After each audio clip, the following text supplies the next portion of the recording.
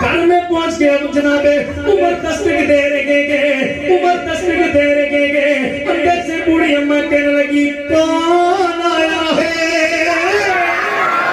ابھی سارے کم سبحان اللہ، ہاتھوں کو بلند کر کے کہیں سبحان اللہ۔ فرمایا کون؟ فرمایا ماں میں ابو بکر، فرمایا ماں میں عمر آیا ہوں۔ فرمایا عمر کے بعد جب سنا نا عمر کے پردے میں دروازہ کھول دیتی ہے۔ ماں میں عمر ہوں، دروازہ کھٹکھٹایا نا، پوچھا کون؟ فرمایا عمر۔ جب وہ بوڑھی ماں نے سنا تو دروازہ کھول دیا۔ فرمایا عمر کیا بات ہے؟ میں عمر کیا بات ہے، دروازے پہ کیوں دستک دی؟ جناب عمر فرماتے بوڑھی ماں آپ کی خدمت کرنے والا کوئی نہیں ہے، عمر حاضر ہو گیا ہے۔ بوڑھی ماں آپ کی خدمت کرنے والا کوئی نہیں ہے، میں آپ کی خدمت کرنے آیا ہوں۔ کیا خدمت کرنی ہے؟ فرمایا ماں جی میں نے آپ کے کپڑے دھونے ہیں، کپڑے دھونے کے، گھر میں جھاڑو بھی لگانا ہے، برتن بھی دھونے کے، ماں مجھے اجازت دیجیے۔ فرمایا تم چلے جاؤ، فرمایا چلے جاؤ، اس لیے تم سے پہلے ایک شخص آیا، میرے گھر کے کپڑے بھی دھو کے چلا گیا، برتن بھی دھو کے چلا گیا، جھاڑو بھی دے کے چلا گیا ہے۔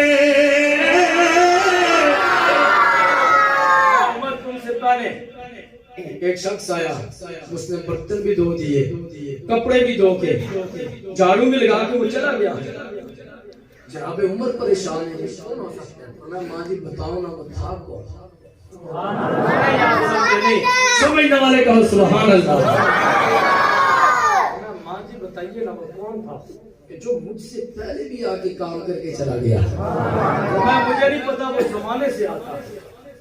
اب دیکھیے ہم کچھ دیکھتے ہیں نا تو اللہ ماشاءاللہ نام لکھواتے ہیں، اعلان کرواتے ہیں، تو میں زمانے سے آتا ہے۔ اگر جس طرح بھی آپ نے کیا دیکھا تھا وہاں پہ وہ جو خانہ تھا وہ کیا تھا؟ خانہ بھرا ہوا نہیں تھا، خالی تھا۔ تو فرمایا مجھے نہیں پتا، میں جب وہ آتا ہے تو میں پردے میں ہوتی ہوں، وہ آتا ہے کپڑے دھو کے کام کر کے چلا جاتا ہے، فرمایا وہ چلا جاتا۔ جناب عمر رضی اللہ تعالیٰ عنہ آپ نے دوسرے دن آپ نے کیا کیا؟ تہجد کی نماز پڑھ کے چلے جاتے ہیں۔ جناب عمر رضی اللہ تعالیٰ عنہ دوسری مرتبہ جب جاتے گے تہجد کی نماز پڑھتے گے، پڑھنے کے بعد چلے جاتے گے، جب بڑھیا کے گھر میں پہنچے پھر دستک دینا شروع کر دی ہے۔ سبحان اللہ، ذکر کرنے آ جڑے اللہ دے گھر وچ بیٹھے نے۔ جناب عمر دوسری مرتبہ چلے جاتے گے، تہجد کی نماز پڑھنے کے بعد جب بڑھیا کے گھر میں پہنچے جناب عمر نے دستک دی، بڑھیا ماں کہنے لگی کون آیا کہ فرمایا عمر آیا ہوں، اس لیے کہ تاکہ اس سے پہلے میں جا کے خدمت کر لوں، اس سے پہلے میں خدمت کر لوں۔ فرمایا کون؟ فرمایا ماں عمر آیا گئے۔ فرمایا عمر وجہ کیا ہے؟ کیوں میرے گھر کو دستک دیتے ہو، بڑھیا کو تنگ کرتے ہو؟ ماں جی تنگ کرنے نہیں آیا، میں تو خدمت کرنے آیا ہوں۔ فرمایا ماں دروازہ کھول، میرے کپڑے دھونے کے، جھاڑو لگانا ہے۔ فرمایا ماں میں نے برتن دھونے گے۔ فرمایا ماں برتن دھونے، فرمایا عمر چلے جاؤ۔ تو محبت والے کو سبحان اللہ۔ فرمایا عمر چلے جاؤ۔ ماں جی وجہ کیا گئے؟ کپڑے دھونے گئے، خدمت کرنی گئے۔ فرمایا عمر نانا خدمت کرنے والا تجھ سے پہلے کر کے چلا گیا ہے۔ خدمت کرنے والا تجھ سے پہلے آیا اور وہ تو کر کے چلا گیا۔ جناب عمر رضی اللہ تعالیٰ عنہ پھر پریشان ہے کہ آج تو میں تہجد پڑھ کے اس کے بعد آیا ہوں۔ عمر رضی اللہ تعالیٰ عنہ جب واپس آ گئے تیسری بار نا، حضرت عمر رضی اللہ تعالیٰ عنہ پھر جاتے ہیں. کب؟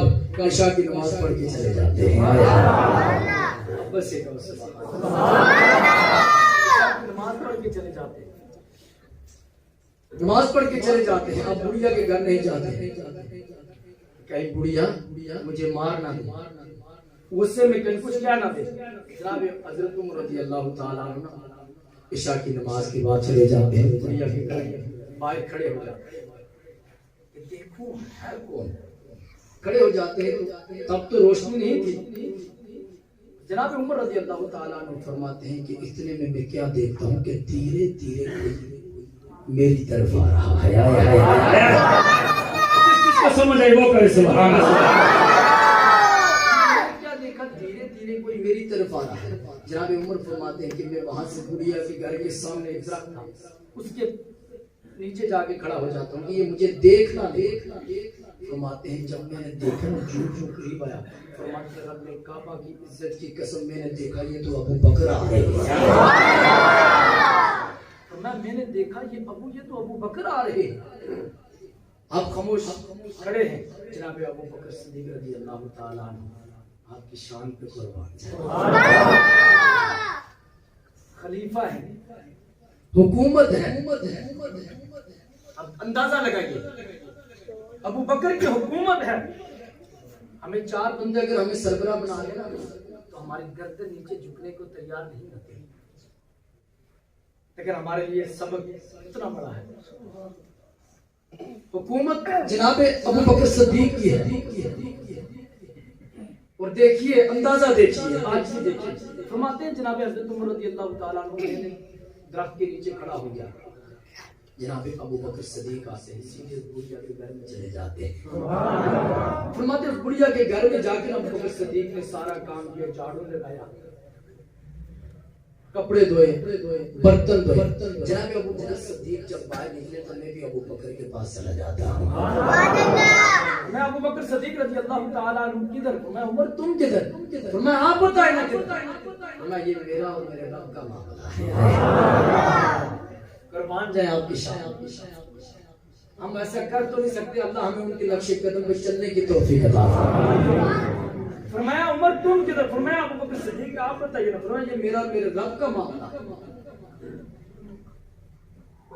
جناب ابو بکر جناب عمر رضی اللہ تعالیٰ نے چیخ ماری. فرمایا رب کعبہ کی عزت کی قسم ہے عمر اس وقت تک جنت میں نہیں جائے گا جب تک ابو بکر جنت میں نہ چلے جائے. جناب عمر فرماتے ہیں ابو بکر صدیق رضی اللہ تعالیٰ عنہ بھی جا رہے ہیں.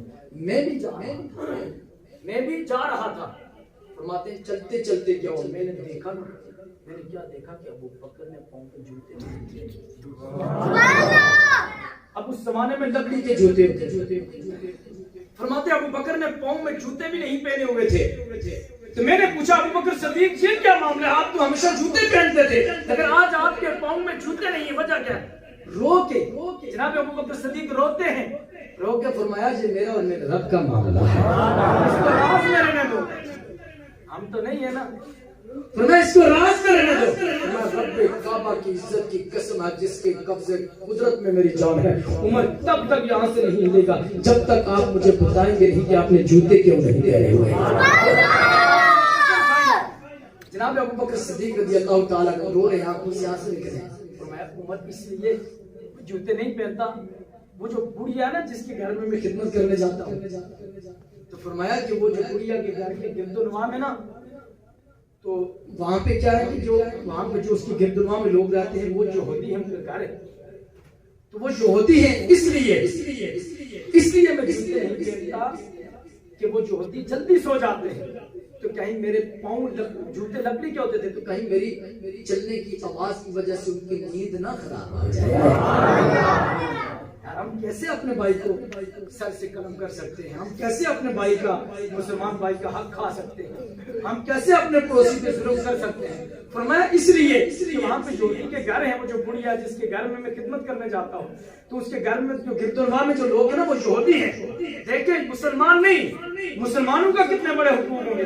مسلمان نہیں یہودی کے گھر ہیں تو میں اس لیے جوتے اتار کے چلتا ہوں. وہ جلدی سو جاتے ہیں کہیں میری چلنے کی وجہ سے ان کی نیند نہ خراب ہو جائے. تو اللہ کے نبی فرمائیں کہ ابو بکر تُونے تو میرا انہوں نے تو کلمہ نہیں پڑھا تھا پر تُونے تو میرا کلمہ پڑھا تھا. تو میرا غلام کیسا تھا کہ تیری وجہ سے ان کی نیند خراب ہو گئی اس لیے جوتے نہیں پہنتا کہیں میں مجرم نہ بن جاؤں اس لیے میں جب بھی آتا ہوں جوتے اتار کے آیا کرتا ہوں.